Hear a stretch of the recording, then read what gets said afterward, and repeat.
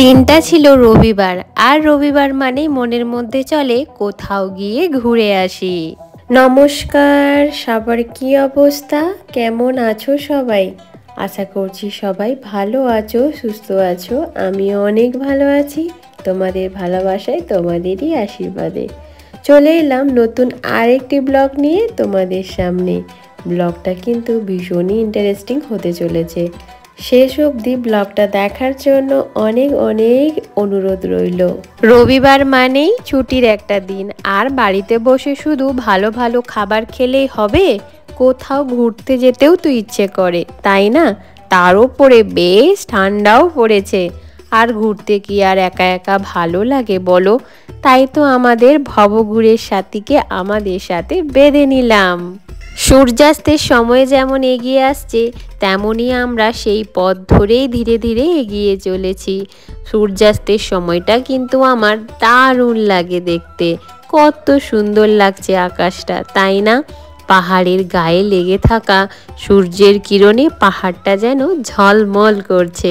আর তার ঠিক পাশের বাড়িগুলো দেখো, একেবারে দূর থেকে মনে হচ্ছে ছবি দেখছি। যেমনটা ছোটবেলায় বইয়ের পৃষ্ঠায় আঁকা ছবি, যেমনটা আমরা দেয়ালে ফটো ফ্রেম করে বাঁধিয়ে রাখি। এবার আস্তে আস্তে করে আমাদের সুন্দর গন্তব্যস্থলে পৌঁছে যাচ্ছি। সেই জন্যই তো আমরা প্রত্যেকেই অত উত্তেজিত। গাড়িতে যেতে যেতে এই সন্ধে হয়ে আসার সময়টাতে, মানে যাকে বলে গোধূলিবেলা, এই সময়টাতে আকাশ আর পাহাড়ি সিনারিটা অপরূপ সুন্দর লাগছে। দেখো, এই সুন্দর দৃশ্য দেখে আমরা কেউ নিজেকে আটকে রাখতে পারিনি বলে ওখানেই গাড়ি থামিয়ে নেমে পড়লাম এই অপরূপ সৌন্দর্যের আনন্দ উপভোগ করতে। এবার বলো তো, কেন এই দৃশ্য উপভোগ করব না? চারিপাশের এই অপরূপ পরিবেশ আমরা যারা শহরে থাকি, আমাদের চোখে বড্ড মায়াবী লাগে। এমন সুন্দর রাস্তার দুই পাশে কত খাবারের দোকান, যেন পিকনিক পিকনিক ব্যাপার রয়েছে এইখানে। এবার দূর থেকে দেখা যাচ্ছে কিনা বলো আদিযোগী শিব মূর্তিটিকে? তা বলে তোমরা এটা ভেবো না আমরা তামিলনাড়ুর কোয়েম্বাটুরে পৌঁছে গেছি।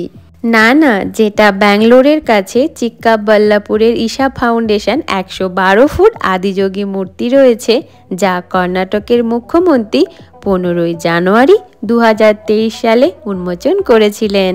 চিক্কাবাল্লাপুরের আদিযোগী মূর্তিটি কোয়েম্বাটুরের যে আদিশিব মূর্তিটি রয়েছে সেটারই আদলে তৈরি প্রতিরূপ। এই চত্বরে একটি নাগা মণ্ডপও রয়েছে, যেখানে পুজো দেওয়ার ব্যবস্থাও রয়েছে।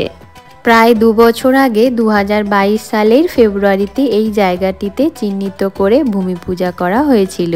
আর এখানে সবথেকে ভালো লেগেছে পার্কিং ব্যবস্থা। বাড়ির থেকে গাড়ি নিয়ে বেরোলেই চিন্তা শুরু হয়ে যায় পার্কিং নিয়ে, ট্যুরিস্ট প্লেসে গিয়ে পার্কিং পাবো কিনা।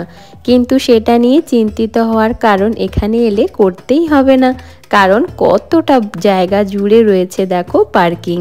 এখানে এলে বোঝাই যাবে না যে কত বড় অ্যাকচুয়ালি পার্কিং এরিয়া। গেটে ঢোকার সময়ই 4 হুইলার ফাস্ট্যাগ থেকে 50 টাকা কেটে নিয়েছিল, আর 2 হুইলারের জন্য 20 টাকা। ব্যাস, হাত চিন্তামুক্ত হয়ে সুন্দর করে গাড়িটা পার্কিং করে রেখেই দিলাম আমরা সবাই। তারপর অনেক মানুষের ভিড়ে আমরা সবাই বসে পড়লাম বাবা ভোলানাথের তাণ্ডব নৃত্য দেখতে। মানে সন্ধ্যে 7টার সময় এই লাইট শোটি হয়ে থাকে। তাই তো আমরা সবাই এই দৃশ্য উপভোগ করার জন্য 80 কিলোমিটার পথ উপেক্ষা করে পৌঁছে গেছি ঈশা ফাউন্ডেশন আদিযোগী। চলো তোমাদেরকেও এই দৃশ্যটি একবার উপভোগ করিয়ে দিই।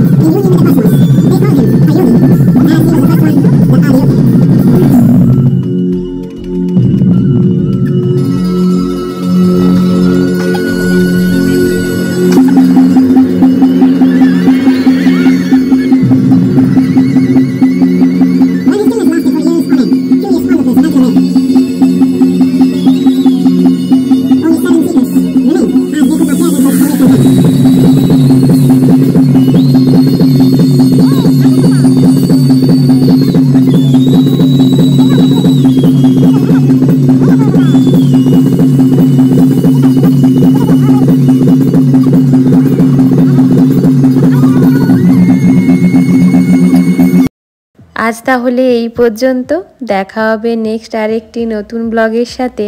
তা আজকের ব্লগটা তোমাদের সবার কেমন লাগলো অবশ্যই কিন্তু কমেন্ট করে জানিও। যদি ভালো লেগে থাকে ভিডিওটা তাহলে কিন্তু একটা শেয়ারও করে দিও। ভালো থেকো, সুস্থ থেকো, সাবধানে থেকো, পরিবারের সাথে একসাথে থেকো। আজ তাহলে আসি, টাটা, বাই বাই।